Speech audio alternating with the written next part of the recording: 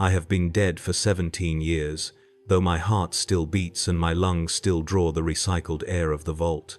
Death came not with a blade or a bolt around, but with understanding, with the slow revelation that trickled into my consciousness like poison into a water supply, until the man I had been dissolved entirely, and left only this hollow vessel that tends the Emperor's sacred remnants in the darkness beneath the shrine world's surface.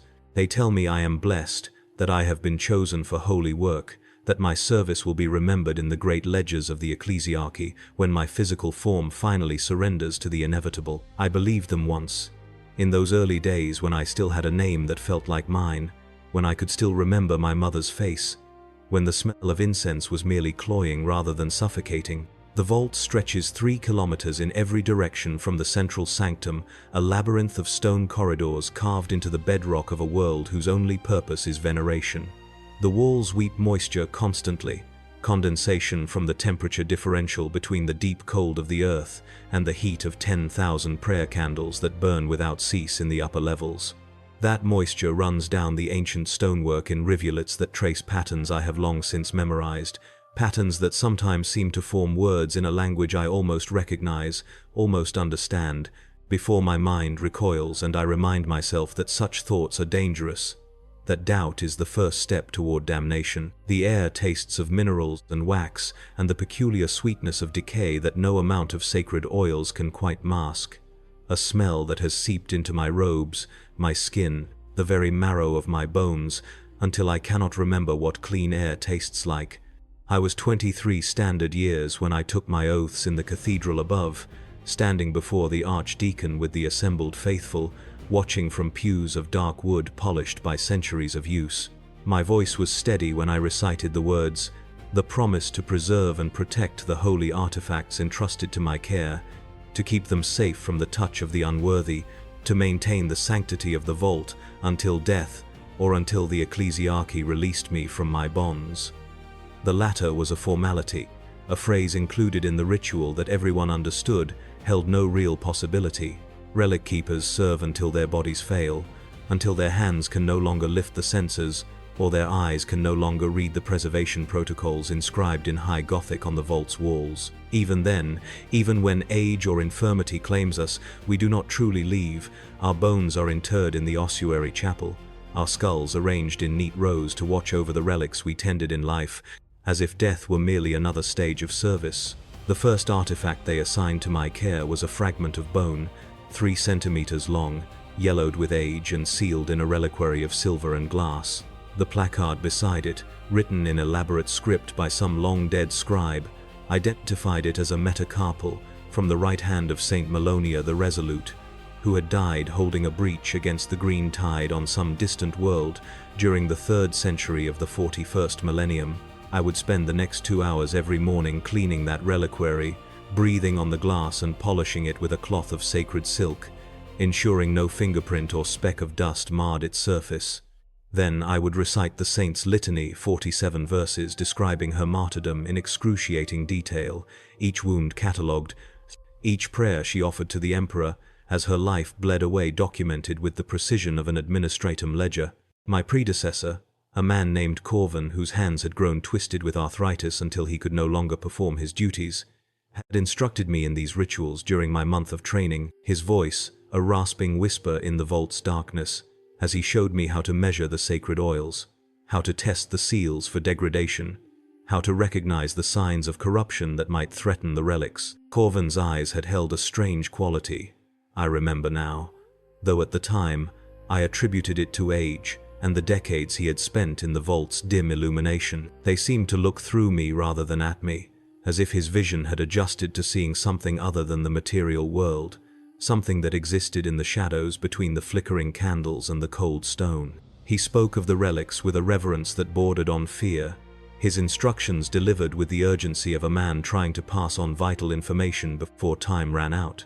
When he died 3 weeks after my training ended, collapsing in the corridor outside the sanctum of secondary martyrs, his twisted hands clutching at his chest, they found his lips moving soundlessly, forming words that the attending priest could not decipher. They interred him in the ossuary chapel with full honors, and now his skull watches from the 3rd row, 7th position from the left, his empty sockets turned toward the vault entrance, as if waiting for something to emerge from the darkness. The routine consumed me quickly, as routines do in places where time loses meaning and one day blends seamlessly into the next. I would wake in my cell, a narrow space cut into the rock, furnished with only a hard cot, a desk, and a small shrine to the Emperor where I performed my morning devotions, and descend the spiral staircase to the vault proper. The stairs wound down through the bedrock for nearly 100 meters, each step worn smooth by the passage of countless feet over centuries of use. Sometimes I would count them, using the numbers as a meditation, a way to clear my mind and prepare myself for the sacred work ahead. 364 steps, never more, never less. Though there were mornings when I could have sworn the count changed, when I arrived at the vault entrance convinced I had counted wrong, that there had been 365 or 363, though I could never quite trust my own memory in those moments. The vault door was a massive thing of blessed steel, inscribed with wards and prayers in a dozen languages, some of which predated the Imperium itself, if the ecclesiastical records were to be believed. It required 2 keys to open, one that I wore on a chain around my neck, hidden beneath my robes against my bare chest, where the cold metal had worn a permanent mark into my skin, and another that was kept in the upper cathedral, held by the archdeacon himself as a safeguard against theft or heresy. Each morning at exactly 6 bells, the archdeacon's servant would bring the second key down those worn stairs, and together we would unlock the vault, the mechanism grinding and clicking as ancient gears turned within the door's massive frame. The servant, a mute boy whose tongue had been removed as penance for some childhood transgression, would hand me the key without meeting my eyes, then retreat back up the stairs as quickly as his legs could carry him, as if afraid that lingering too long might trap him in the vault's gravity, pull him down into the darkness where men like me spent their lives tending to the holy dead. Inside, the vault was a cathedral in miniature, its ceiling lost in shadows 3 stories above, its walls lined with alcoves and niches where the relics rested in their various housings. Bone fragments and scraps of cloth, pieces of armor and broken weapons, vials of dried blood and locks of hair, the detritus of martyrdom and sacrifice, collected over millennia and brought to this world to be venerated, to be preserved, to serve as physical links between the faithful and the Emperor's divine grace. Each relic had its own story, its own litany, its own specific preservation requirements, detailed in the great tome that rested on a lectern in the central sanctum. That tome, bound in leather that I preferred not to think too carefully about, contained 3,000 pages of single-spaced high Gothic text, cross-referenced and annotated by generations of Relic Keepers who had added their own observations and warnings in margins already crowded with cramped handwriting. I learned quickly that not all relics were equal in their demands.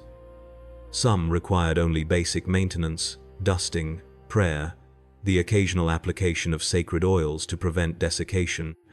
Others were more particular, their preservation protocols filled with warnings and specific instructions that had to be followed exactly, lest the relic's sanctity be compromised.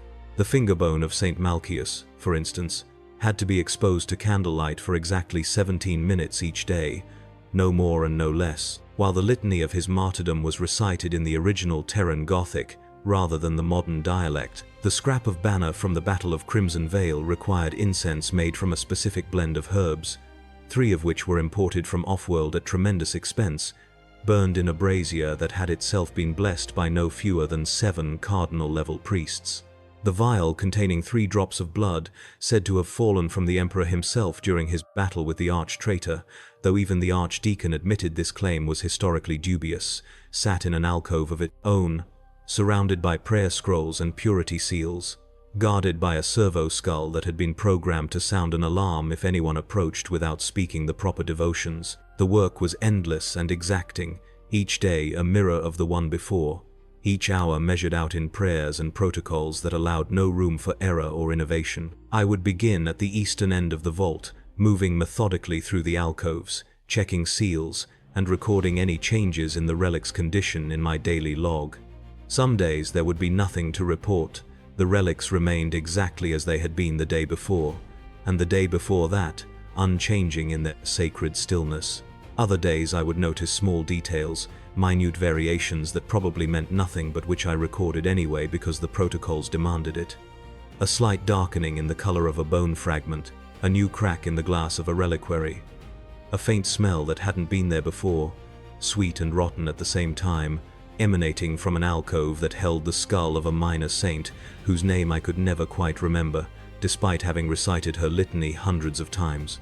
The isolation was total in those early months, broken only by the morning delivery of the second vault key and the weekly visit from Father Dominic, the priest assigned to hear my confession and ensure I had not fallen into heresy or despair. Father Dominic was an old man, older than Corvin had been, his face a landscape of wrinkles and liver spots, his hands trembling slightly as he held the holy symbol before my kneeling form. He would ask me the standard questions: had I maintained the relics properly?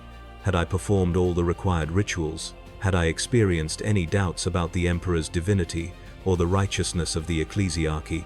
And I would give him the standard answers, reciting them from memory, while my mind wandered to thoughts of the surface world I had left behind, the sky I could no longer see, the sunlight that had become an abstract concept rather than a physical reality. The work is holy, Father Dominic would remind me, his voice cracking with age and the damp air that seemed to bother his lungs more each time he descended into the vault. You are the guardian of the sacred, the keeper of the faithful's connection to the martyred and the blessed. There is no higher calling, no greater honor. I believed him then. I wanted to believe him. I needed to believe him, because the alternative that I had chosen to bury myself alive in this stone tomb, that I would spend the rest of my life breathing recycled air and cleaning relics whose authenticity was sometimes questionable at best, was too terrible to contemplate. So I nodded and accepted his blessing, his hand heavy on my bowed head, and I returned to my work with renewed dedication, telling myself that doubt was weakness, that faith required sacrifice, that the Emperor demanded nothing less than everything from his servants. It was 3 years into my service when I first noticed the dreams. They came not as narratives or visions, but as sensations, feelings that lingered after waking like the aftertaste of spoiled food. I would lie in my narrow cot, staring up at the rough stone ceiling of my cell, trying to remember what had disturbed my sleep. But the details slipped away like water through cupped hands, leaving only a residue of unease and a certainty that something had been trying to communicate with me in that twilight space between consciousness and oblivion. The dreams, if they were dreams, seemed to cluster around certain days, certain times when I had spent longer than usual working with particular relics, though I could never quite pin down the pattern, could never quite articulate what I suspected even to myself in the privacy of my own thoughts. The bone fragments were the worst. There were hundreds of them in the vault, pieces of saints and martyrs and heroes of the Imperium, each one housed in its own reliquary, each one demanding its own rituals of preservation and veneration.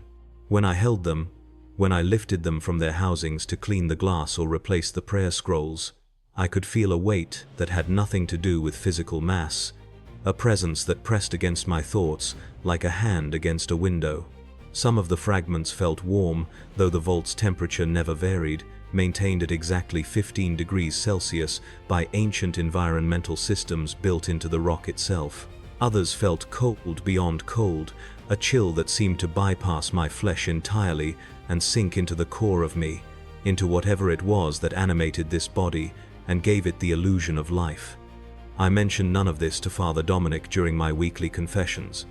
How could I explain something I barely understood myself, something that existed more as intuition than evidence? How could I tell him that sometimes, when the vault was at its quietest, when the only sound was the distant drip of moisture on stone, I thought I could hear whispers coming from the alcoves, voices speaking in languages that made my teeth ache and my vision blur at the edges? He would think me mad, or worse, touched by corruption, and then I would be removed from my post, interrogated by the Ecclesiarchy's investigators, possibly even subjected to neural probing, to root out any taint that might have infected my soul. Better to keep silent, to attribute these experiences to isolation and exhaustion, to the natural result of spending too much time alone in the dark, with only the dead for company.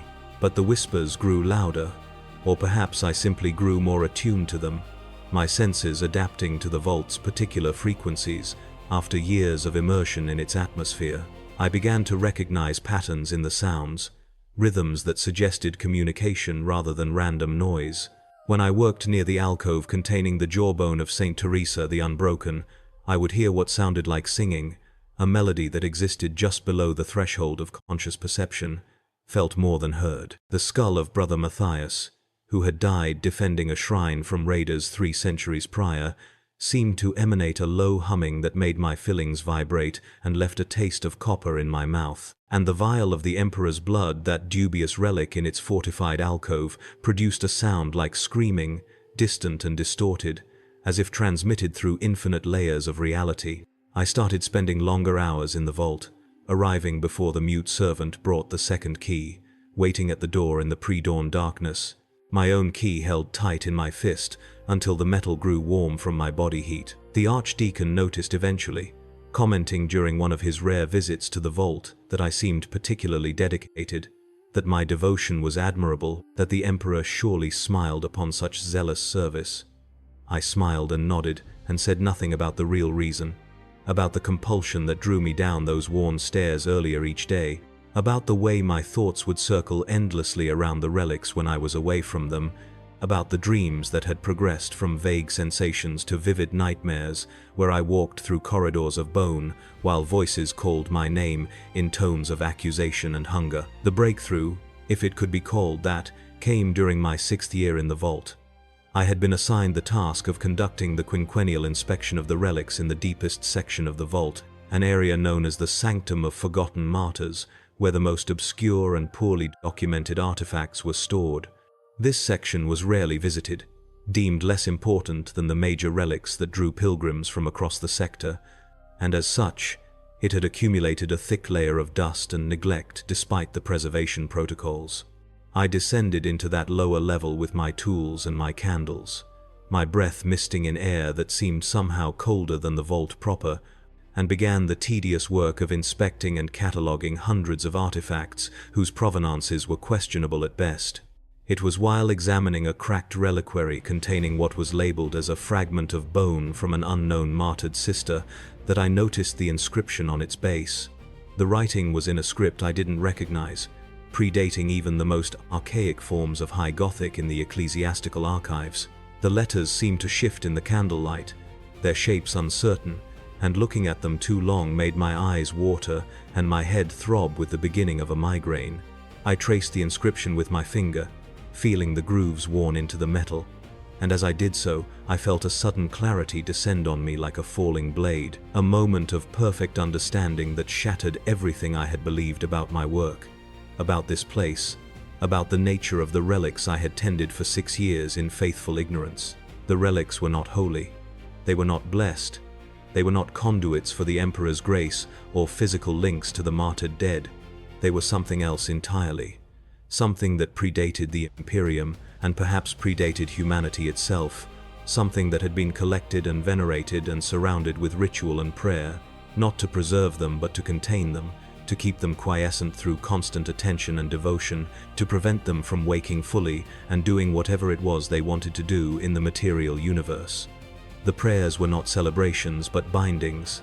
The oils were not preservatives but suppressants, and the Relic Keepers were not guardians but wardens, prison guards assigned to an eternal watch over inmates who could never be released because they could never truly die. I should have run then. I should have dropped that cracked reliquary and fled up those 364 stairs, should have burst through the cathedral doors into the sunlight and never looked back, should have boarded the first transport off-world, and disappeared into the teeming masses of some distant hive city where no one would ever find me. But I didn't. I couldn't. Because in that moment of revelation, I also understood that it was already too late.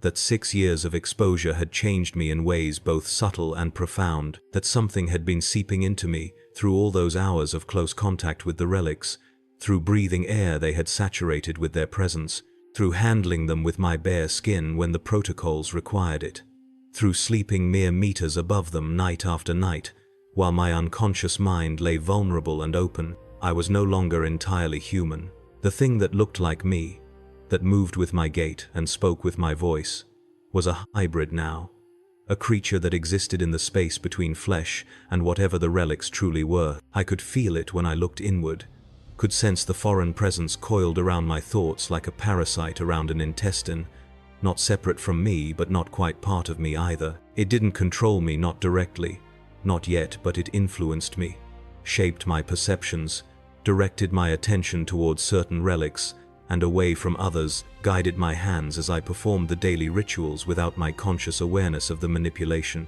The dreams made sense now. They had never been dreams at all, but communications. The relics reaching out to me through the thin barrier of sleep, teaching me their language, preparing me for this moment of understanding.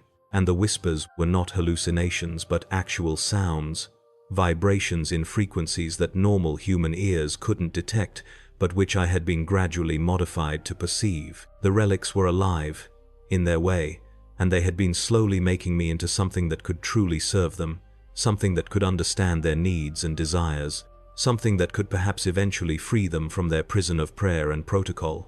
I returned to my routine as if nothing had changed, because what else could I do? I performed the daily rituals, recited the litanies, cleaned and maintained the reliquaries, with the same dedication I had always shown. But now I did so with full awareness of what I was really doing, and that awareness was a burden that grew heavier with each passing day. Father Dominic noticed a change during our next confession, commented that I seemed troubled, that perhaps the isolation was beginning to affect me, that maybe I should request a rotation to the surface for a few days of rest and sunlight. I thanked him for his concern and told him I was fine, that I had simply been working too hard, that a few extra hours of sleep would restore me.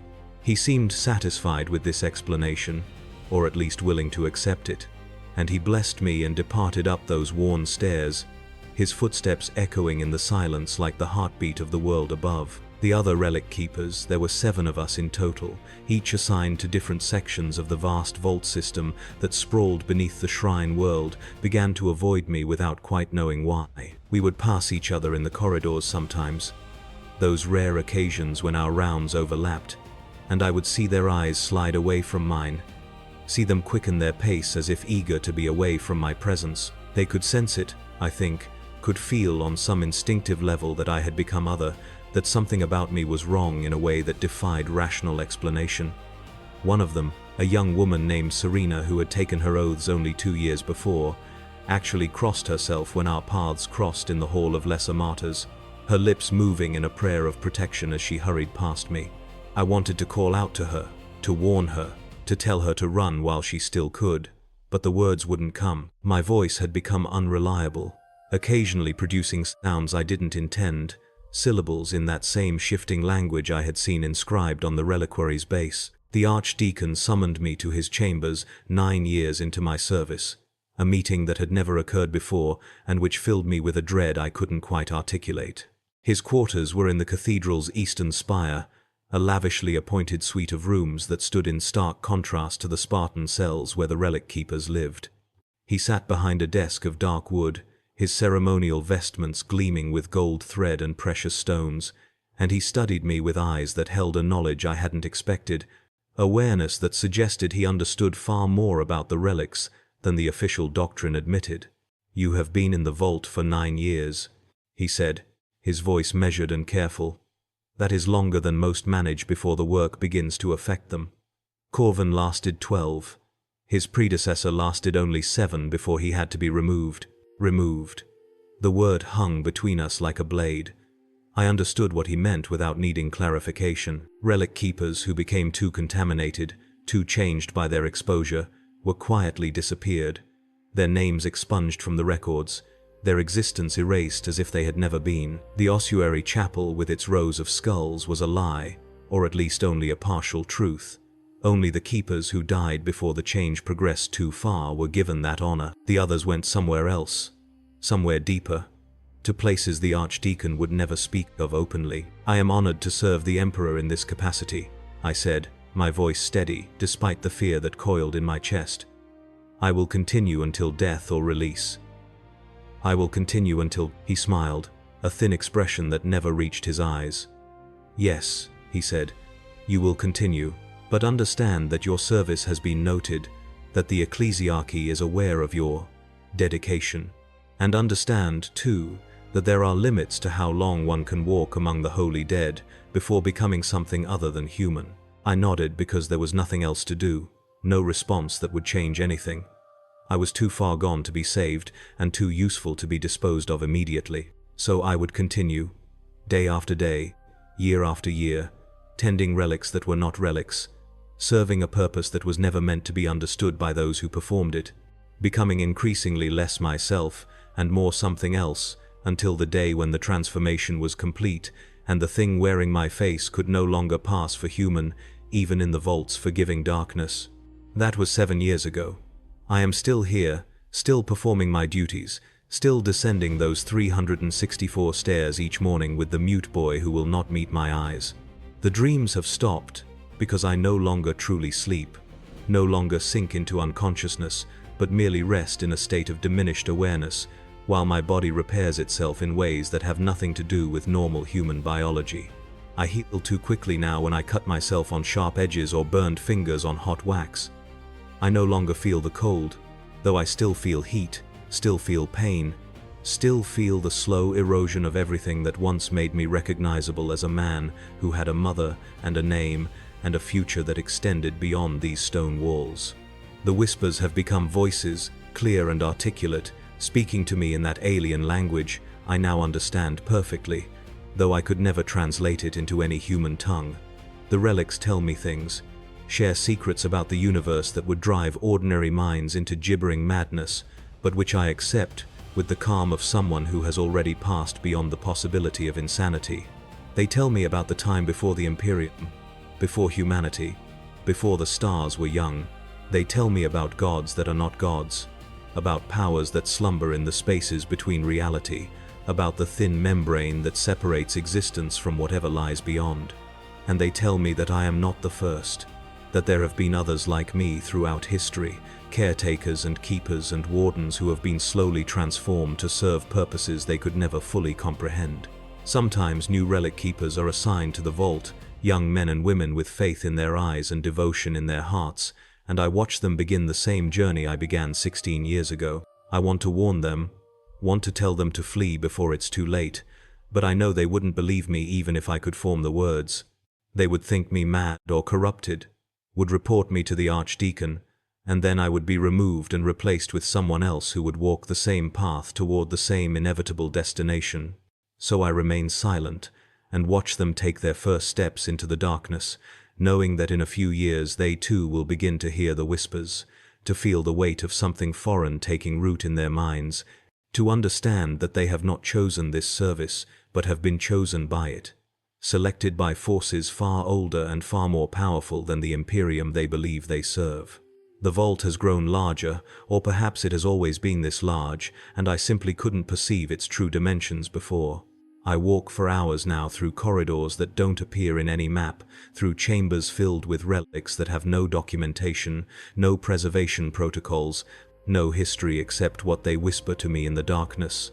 Some of these artifacts are clearly not human in origin, crafted by hands that had different numbers of fingers, different concepts of aesthetics and function. Others might be human but are so old that they predate any historical record, relics from civilizations that rose and fell before humanity ever looked up at the stars and dreamed of conquest. I have met things in the deepest sections, creatures that were once relic keepers like myself, but who have been here so long that almost nothing human remains. They move through the shadows, their forms uncertain, their presence marked by the smell of ancient dust and the sound of breathing that follows rhythms too complex for human lungs. We do not speak, these things and I, but we acknowledge each other, a recognition that passes between us without words or gestures. They are my future, I understand, the end point of the transformation that has been progressing through my flesh and mind for 16 years.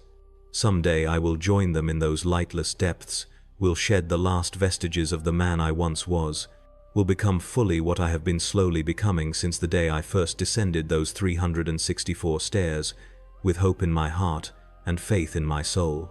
The Emperor does not exist in the vault, or if he does, he is something very different from the god figure described in the catechisms and litanies. The relics do not respond to his name, do not acknowledge his divinity, do not care about humanity's endless war for survival. They are older than him, older than the species that built the Imperium, older perhaps than the galaxy itself, and they are patient, content to wait in their housings and reliquaries, surrounded by prayers that constrain without binding, tended by wardens who slowly transform into something that can never leave, never die, never stop serving the purposes they were never meant to understand. Father Dominic no longer visits. He died 2 years ago, his heart finally giving out on the long climb down those worn stairs.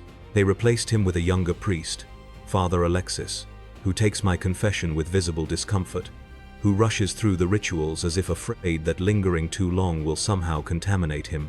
He cannot look directly at me anymore, though I still look mostly human on the surface, still wear my robes and speak in approximations of human speech. But something about my presence disturbs him on a level deeper than conscious thought. Some instinct that recognizes predator or plague or something equally dangerous to his continued existence. He will not last long in this role, I think. Soon, they will assign someone else, someone with stronger faith or duller senses, someone who can ignore the wrongness that emanates from me like heat from a forge. I have stopped counting the days, stopped marking time in any conventional sense. The vault exists outside normal chronology, in a space where past and future fold into an eternal present, where the same rituals are performed over and over in an endless cycle that has no beginning and will have no end. I tend the relics, as I have always tended them, as I will always tend them, as I have been tending them for far longer than 16 years, even though 16 years is all my human memories contain. Time is not linear here, not consistent, not reliable. Sometimes I find myself performing tasks I don't remember starting, standing in sections of the vault I have no memory of entering, holding relics I have never seen before, though their weight is familiar in my hands and their litanies flow from my lips as if I have recited them 10,000 times. The mute boy who brings the second key each morning has begun to show the signs. I see it in the way he lingers at the vault door, in the way his eyes linger on the darkness beyond, in the way he sometimes mouths words I cannot hear but can understand through the movement of his lips. He is being drawn in, selected, prepared. Soon he will take his oaths, will become a Relic Keeper, will descend into the darkness with faith in his heart and hope in his soul. And the cycle will continue, because the cycle always continues, because the relics must be tended, and the wardens must be made, and the prison must be maintained, even though none of us truly understand what we are imprisoning or why. I no longer remember my mother's face. I no longer remember my name, the one I had before I took my oaths, the one that belonged to a person who existed in sunlight and breathed air that didn't taste of stone and decay. I am only the keeper now, singular and eternal, a function rather than an individual, a role that has been filled by countless bodies over uncountable years. The man who descended those stairs 16 years ago is gone, dissolved like salt in water, and what remains is something that wears his shape and carries his memories, but is fundamentally other, fundamentally changed, fundamentally bound to this place and these relics, until the universe itself grows cold and dark and silent. But I am still aware. That is the worst part, the cruelest aspect of this transformation. I still possess consciousness, still experience the slow erosion of my humanity, still understand exactly what is happening to me and what I am becoming. There is no mercy in this process, no dissolution into mindless servitude that might at least offer the comfort of oblivion. I will remain aware as I transform, as I lose myself piece by piece, as I descend deeper into the vault and take my place among the things that were once human, the wardens who can never leave, never die, never stop their eternal vigil over artifacts that should never have been collected, should never have been preserved, should have been destroyed or lost or forgotten, rather than gathered here in this prison beneath a world whose only purpose is worship of something that may not exist, or may exist in forms we were never meant to comprehend. The candles still burn. The moisture still weeps down the walls. The relics still rest in their alcoves and niches, patient and eternal, whispering their secrets to anyone who will listen, anyone who stays long enough, anyone who becomes something other than human in the process of trying to serve. And I still tend them, day after day, year after year, because that is what I am now, that is all I am now. That is all I will ever be in this life, and whatever comes after.